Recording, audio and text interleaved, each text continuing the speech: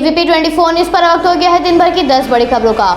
राहुल गांधी ने प्रधानमंत्री पर निशाना साधते हुए कहा, पीएम केयर्स के वेंटिलेटर और स्वयं प्रधानमंत्री में कई समानताएं हैं। दोनों ही हद से ज्यादा झूठा प्रचार करते हैं, दोनों ही अपना काम करने में फेल। जरूरत के समय दोनों को ढूंढना मुश्किल। राहुल गांधी भारत में विभिन्न मुद्दों को लेकर प्रधानमंत्री पर हमलावर रुख अपनाए हुए हैं। राहुल गांधी के साथ साथ कांग्रेस नेता रणदीप सुरजेवाला ने भी बढ़ती हुई महंगाई, पेट्रोल डीजल के दामों में जबरदस्त वृद्धि को लेकर मोदी सरकार पर निशाना साधते हुए कहा, कोरोना की मार झेल रहे आम लोगों को सरकार कोई राहत देने की बजाय टैक्स का बोझ लाद रही है। जन लूट सरकार। मोदी सरकार ने पिछले एक साल में पेट्रोल 22.99 का, डीजल 20.93 रुपए बढ़ाया है। पेट्रोल की कीमतों की केवल 37.32% व डीजल में 44.03% मूल्य है। बाकी टैक्स, मुनाफा और कमीशन है।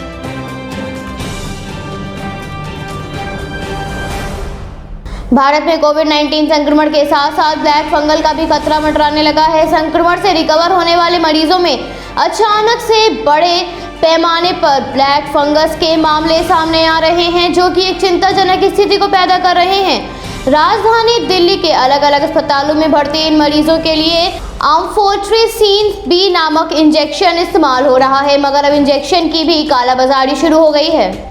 भारत में चिकित्सीय सुविधाओं की कमी के साथ साथ चिकित्सीय उपकरणों की कालाबाजारी भी शुरू हो गई है, जहां संक्रमित मरीजों के लिए इस्तेमाल होने वाले रेमडेसिविर, एम्फोटेरेसिन बी इंजेक्शन की कालाबाजारी हो रही थी, ऑक्सीजन सिलेंडरों की कालाबाजारी हो रही थी, तो वहीं अब ब्लैक फंगस के लिए इस्तेमाल होने वाले इंजेक्शन की भी कालाबाजारी शुरू हो गई है।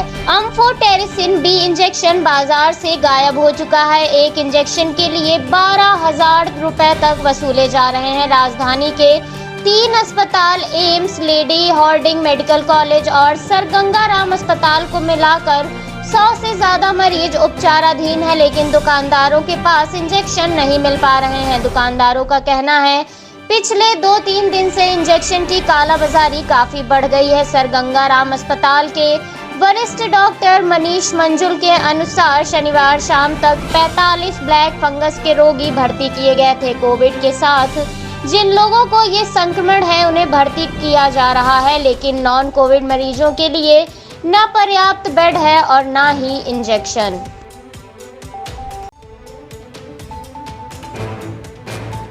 उत्तर प्रदेश में कोरोना के मामलों में जबरदस्त वृद्धि होने के साथ ही स्वास्थ्य सुविधाओं में गिरावट देखी गई थी। प्रदेश में दवाइयों के साथ साथ ऑक्सीजन की भारी किल्लत नजर आने लगी थी, मगर अब ऑक्सीजन की कमी से मची हलचल को कम हो गई है। 15 दिनों में 12,000 मीट्रिक टन ऑक्सीजन की सप्लाई प्रदेश के विभिन्न जिलों में की जा रही है, जिसका नतीजा ये निकला है कि अब बहुत ही कम संख्या में लोग ऑक्सीजन सिलेंडर की मांग सोशल मीडिया पर कर रहे हैं। इसकी एक वजह नए केस कम होने से अस्पतालों में बनी जगह और होम आइसोलेशन के मरीजों को भी ऑक्सीजन उपलब्ध कराना भी रहा है। इसके साथ ही अब उन मरीजों को भी ऑक्सीजन उपलब्ध कराई जा रही है जिनका इलाज होम आइसोलेशन में चल रहा है। अपर मुख्य सचिव गृह अवनीश कुमार अवस्थी के अनुसार ऑक्सीजन की सप्लाई पर नजर रखने के लिए मॉनिटरिंग सिस्टम बनाया गया है, जिस पर कंट्रोल रूम से नजर रखी जा रही है। इतना ही नहीं बल्कि ऑक्सीजन ऑडिट भी कराया जा रहा है, ताकि ऑक्सीजन की सही खपत का अंदाजा हो सके और जरूरतमंदों तक ऑक्सीजन पहुंच सके। शनिवार को पूरे प्रदेश में होम आइसोलेशन के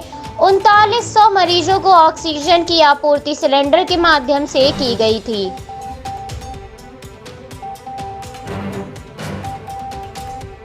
उत्तर प्रदेश में संक्रमण से हालातों में कुछ हद तक सकारात्मक बदलाव देखा गया है। ऐसे में राज्य के मुख्यमंत्री ने कहा, आज से प्रदेश के 23 जिलों में कोविड-19 का टीका लगाया जाएगा।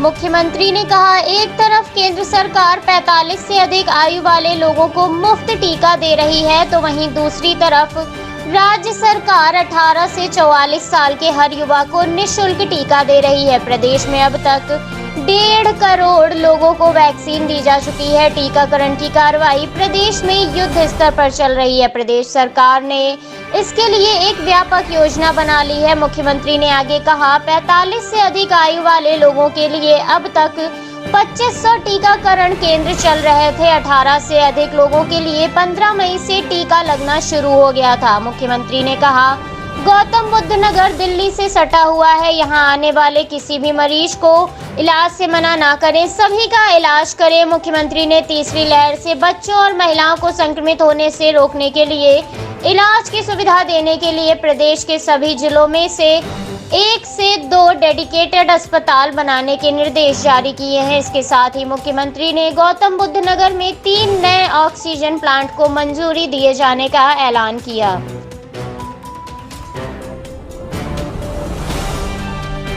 पूर्व केंद्रीय मंत्री और टीएमसी के वरिष्ठ नेता यशवंत सिन्हा ने प्रधानमंत्री पर विदेशों में वैक्सीन निर्यात करने के मुद्दे पर निशाना साधते हुए संयुक्त राष्ट्र में हुई एक चर्चा में भारतीय प्रतिनिधि के भाषण का वीडियो साझा करते हुए कहा, भारत ने अपने लोगों को टीका लगाने की तुलना में विदेशों में अधिक टीके भेजे हैं। मोदी वास्तव में एक विश्व नेता हैं, भले भारतीय नर्क में जाएं। यशवंत सिन्हा द्वारा साझा किए गए इस वीडियो में सरकार की वैक्सीन कूटनीति के रूप में जिसे जाना जाता है, पिछले दिनों प्रधानमंत्री के खिलाफ पोस्टर चिपकाने और उनकी आलोचना करने पर दिल्ली पुलिस द्वारा 17 लोगों को गिरफ्तार किया गया था, जिसके बाद कई विपक्षी नेताओं ने इससे जुड़े ट्वीट किए हैं। इसके साथ ही ट्विटर पर #ArrestMe2 भी ट्रेंड कर रहा था। इस हैशटैग का इस्तेमाल राहुल गांधी ने भी किया था। प्रधानमंत्री की आलोचना करने वालों में कांग्रेस नेता राहुल गांधी, प्रियंका गांधी और टीएमसी कांग्रेस की महुआ मोइत्रा भी शामिल है। यशवंत सिन्हा ने कहा, 10 सेकंड का एक वीडियो मोदी को एक्सपोज करता है।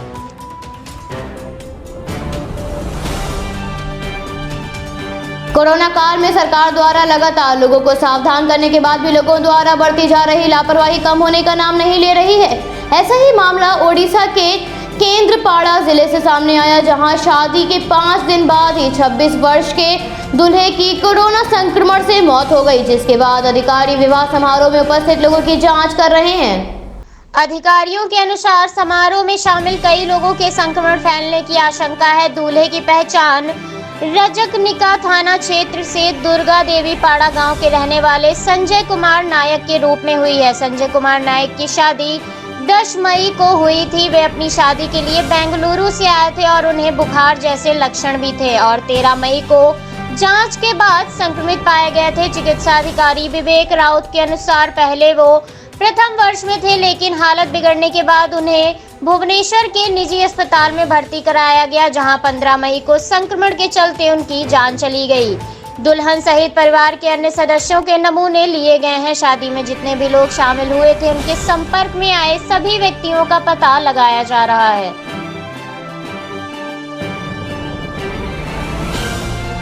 भारत में कोविड-19 के नए मामलों में जहां एक और गिरावट देखी जा रही है, तो वहीं मौत की संख्या ने चिंताजनक स्थिति को कायम रखा हुआ है। दूसरी लहर से ग्रस्त भारत में पिछले 24 घंटों में कोविड-19 के 2,81,386 नए मामले सामने आए। इसके साथ ही 4,106 लोगों की जान चली गई है। मरने वालों की संख्या लगातार 4000 के पार चल रही है। हालांकि कल मामलों में हल्की गिरावट देखी गई थी, मगर आज फिर मामले 4000 के पार हैं। 37,08,741 लोगों के स्वस्थ होने के साथ ही इस महामारी को मात देने वाले लोगों की संख्या लगभग 2,11,74,000 के पार है। तो वहीं मरने वाले लोगों की संख्या 2,74,390 के पार चली गई है। इसके साथ ही इस महामारी से ग्रस्त होने वाले लोगों की संख्या लगभग 2,49,65,000 के पार है। इस समय भारत में सक्रिय मामलों की संख्या 35,16,997 है। भारत में दुनिया का सबसे बड़ा टीकाकरण अभियान चल रहा है, जिसके तहत अब तक 18,29,26,000 से ज्यादा लोगों को कोविड-19 का टीका लगाया जा चुका है।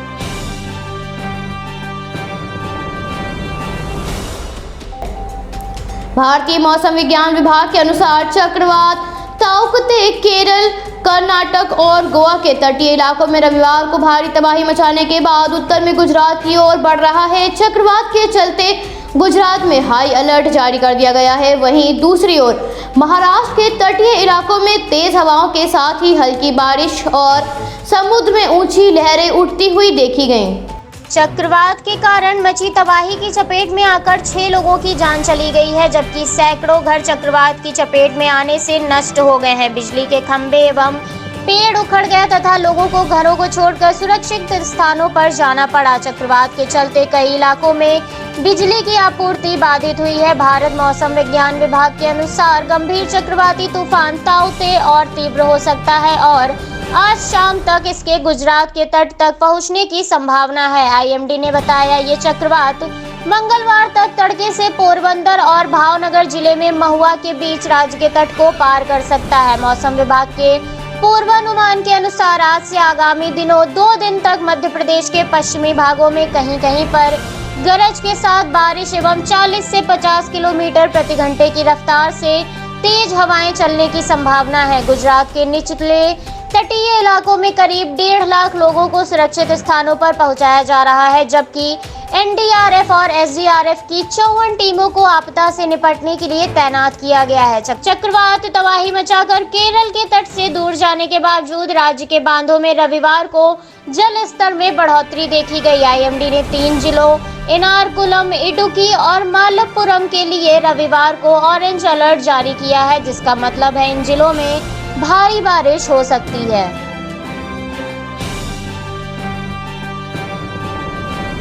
केदारनाथ धाम के कपाट खुलने का भक्तों को लंबे समय से इंतजार था, वो अब पूरा हो गया है। केदारनाथ धाम के कपाट आज सुबह 5 बजे मेष लगन में विधि विधान से खोल दिए गए हैं। हालांकि कोरोना संक्रमण के चलते इस वर्ष हर साल जैसा मंजर देखने को नहीं मिला। कपाट खुलने के दौरान मंदिर परिसर में तीर्थ पुरोहित, पांडा समाज और हक कुधारियों की उपस्थिति रही।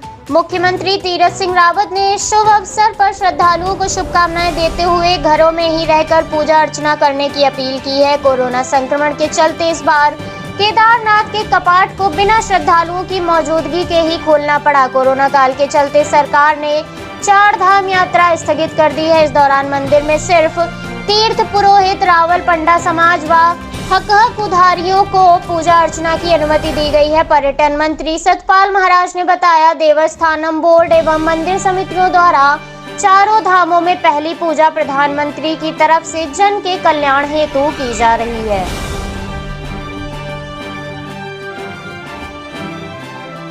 इजराइल और फलस्तीनियों के मध्य हिंसा का दौर बना हुआ है। इस हिंसक झड़प में कई लोगों की जान जा चुकी है, जिसमें बच्चे और महिलाएं भी शामिल हैं। ऐसे में पोप फ्रांसिस ने इजराइल और फलस्तीनियों के बीच अस्वीकार्य हिंसा की कड़ी शब्दों में निंदा की और कहा, बच्चों की मौत इस बात का संकेत है कि वो भविष्य का निर्माण नहीं करना चाहते बल्कि विध्वंस करना चाहते हैं। पोप फ्रांसिस इस संबंध में रविवार को सेंट पीटर स्क्वायर की ओर से आशीर्वाद देने के कार्यक्रम में संयम, शांति और वार्ता के रास्ते के लिए अंतर्राष्ट्रीय मदद की प्रार्थना की और कहा, इस नफरत और बदले से आखिर हमें क्या मिलेगा? क्या हम सच में मानते हैं कि हम अन्य को नष्ट कर शांति प्राप्त कर सकते हैं? पोप फ्रांसिस ने आगे अपील करते हुए कहा, इस हिंसा को जल्द से जल्द बंद किया जाए। तो वहीं दूसरी ओर अपने संबोधन में प्रधानमंत्री नेतन्याहू ने कहा, इजराइल चाहता है कि हमास को बड़ी कीमत चुकानी पड़े। दोनों ही पक्ष इस हिंसा से पीछे हटने को तैयार नहीं है।